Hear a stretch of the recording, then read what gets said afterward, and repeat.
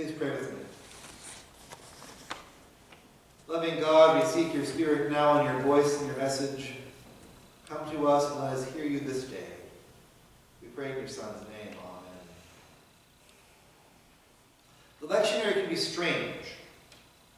The weeks between Easter and Pentecost, as I said during the scripture reading, are where the lectionary chooses to place the works and the lives of the early church,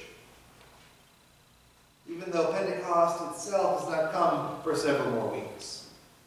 And it often leads to some out-of-context passages that are placed for reasons but don't tell the whole story. This morning's is one of them. It takes place just after Pentecost and just after Peter is done doing a healing, but the healing's not in the text. The reason it is placed here on this third Sunday of Easter is because within it, Peter recounts for the crowd the story of Easter, witnessing to them about the resurrection of Jesus, about the new life he brings, and also laying some blame at their feet for the crucifixion that preceded it. You have done these things, Peter said to the crowd. You killed the Messiah. It was an ignorance, and we're not going to hold it against you if he asks for forgiveness, but you have done these things, Peter says. Before we go any further, one point needs to be made abundantly clear, and that's this. Historically, Peter is simply dead wrong. The Romans killed Jesus. The Roman Empire killed Jesus on a cross, a form of public near-terrorism execution reserved by the Romans for those whose deaths had the biggest effect on the crowds, to keep them both scared and in line. Jesus was killed by the oppressive and domination systems of his day.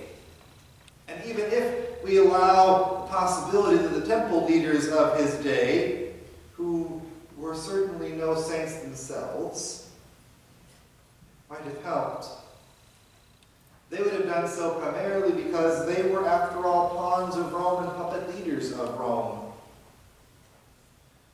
responsible for maintaining the peace at the cost of their power, positions, and lives. None of those people are whom Peter is talking to in this text, where he says, you have done this.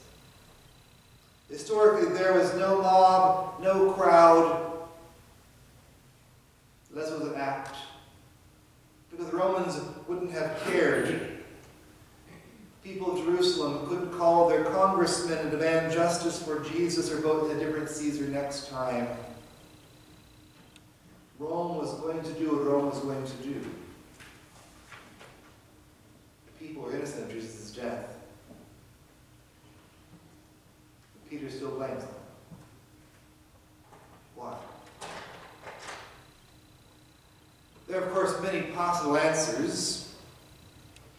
One that is certainly true is that the early church was in competition with the Pharisees, the only other surviving Jewish sect of that day, and some of the anti-Jewish sect portions of the Gospels, especially in the Gospel of John, but also the other synoptic Gospels, is simply that internal family fight coming out in written form.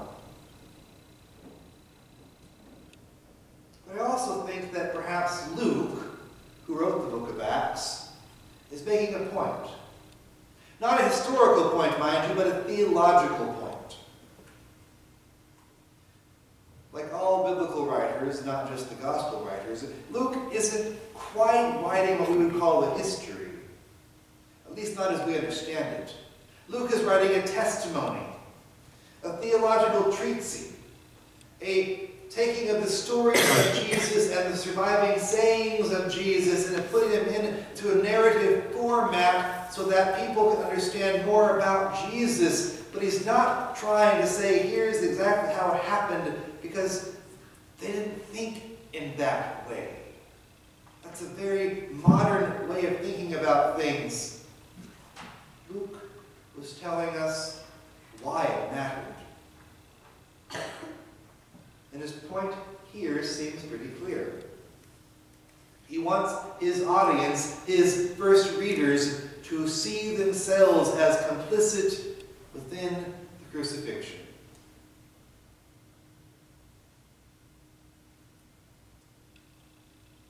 I don't know why he does this.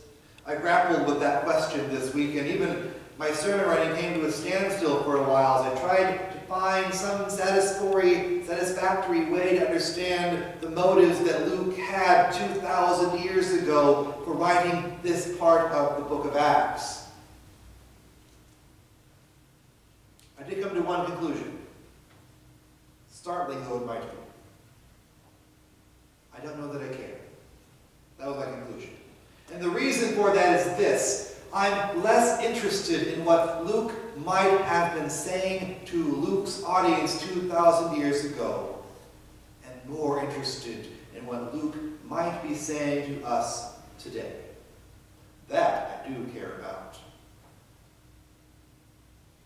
And his message to us is very similar to those of his first readers. You did this. Members of First Congregational UCC in Fort Dodge, you are complicit in the crucifixion. You and your leaders. Well, what do I mean by that? Sometimes people say things like that, and they're talking about sin and sins that nail Jesus to the cross, and we can have that conversation, but that's not the one for today. I think we are guilty of being a part of the crucifixion, of participating in the death of Jesus. Whenever it is, we participate in the systems like the ones that killed Jesus 2,000 years ago. That is, whenever we play a part in the domination and oppressive systems of our day, crucifying Jesus all over again. We did this. We participate in the crucifixion. When we join in the chorus of who is or who is not worthy of care and aid. When we divide ourselves into us and them, and we think they don't need to get help because they've not done enough. We say that this people deserve help and these people don't. When we do that, we participate in the crucifixion of Jesus. We participate in the crucifixion when we cheer the falling of bombs in Syria because of bad things that Syria has done, without simultaneously calling for more refugees to come from that place where bad things have been done to a place that is safe. When we can't call for refugees to come over, to come to a place that is not being bombed and not being gassed and not being led by a tyrant, we participate in the crucifixion. Boy, are we behind on that one this time. 11. 11 is the number of refugees the United States has accepted so far in 2018. April 15th. 11. We are complicit in the crucifixion. We participate in the crucifixion, and we fail to see that racism still lies at the heart of our society, when we fail to do anything about it, when we fail to see our own privilege. We are complicit in this country. When 2 African American men were arrested this week for sitting in a Starbucks and waiting for friends to arrive, and not ordering fast enough for those who were there. 2 men who did nothing wrong and yet sat in jail until 2 o'clock in the morning before the police and prosecutors said, "Yeah, you didn't do anything wrong, you should go home now." Which, at least that was right.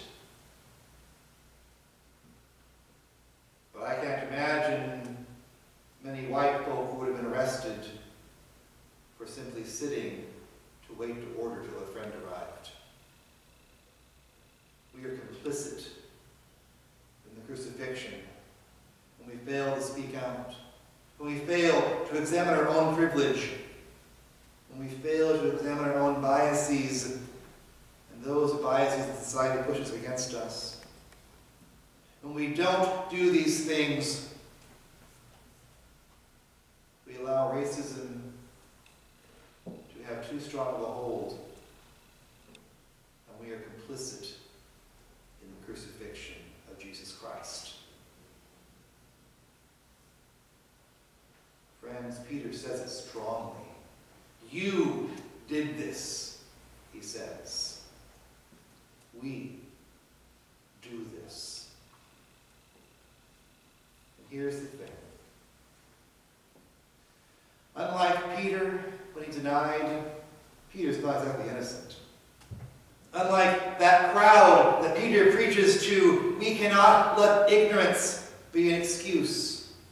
Because we know what is right. We know because we have seen both the cross and the empty tomb. We know. We know the ways that we are complicit in the crucifixion. Because of that, we are obligated to change it. We are obligated to work for justice, to watch for the ways we perpetuate injustice and change them. We are obligated to call upon our leaders to enact policies that address all the injustices I have named and more. Obligated to be a people who educate ourselves, who know what's going on, who show love to all people. Obligated to be people who don't allow us to be defined as us and them. Obligated to change the world as best as we can, and to not allow ourselves to be a part of the domination and oppressive systems of our day. We are complicit in the crucifixion, but we don't have to be. We can change. We can change how we act. We can change how we live. We can change how we are. We can change our complicitness. Because the tomb is empty. That's the thing. It's not easy. It's not easy to do. It's not easy to preach. But the tomb is empty. Easter is come. And the resurrection promises us, if nothing else, this, that we have the power of transformation because Christ is risen. The resurrection makes it clear that the systems of oppression and domination that tried to kill Jesus cannot succeed and will not succeed, not in his day and not in ours. And because the tomb is empty, we can join in that new life and work for a better world, and trusting that God will bring that world to fruition. We can do our small part, knowing that the resurrection promises our part will be enough. Because the empty tomb points us toward new life. A new life that allows us to live as transformed beings.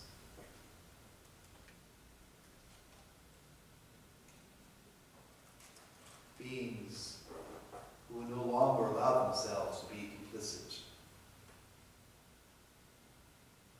Beings who do the work of justice, do the work of loving others. I don't know why Luke put this speech into Peter's mouth. I believe firmly that in part it was because Luke believed in the power of transformation. Luke believed that in pointing out to his readers their own guilt, our guilt, that they and we could begin to be transformed into the new creations that God always meant for us to be. I believe that Luke gave this speech to Peter with the hope that even those who participated in the crucifixion could still claim the new life of Easter morning, could still be a people not of the cross, but of the empty tomb. It was true for that crowd around Peter. It was true for Luke's first readers. And it is true for us today. Thanks be to God. Amen.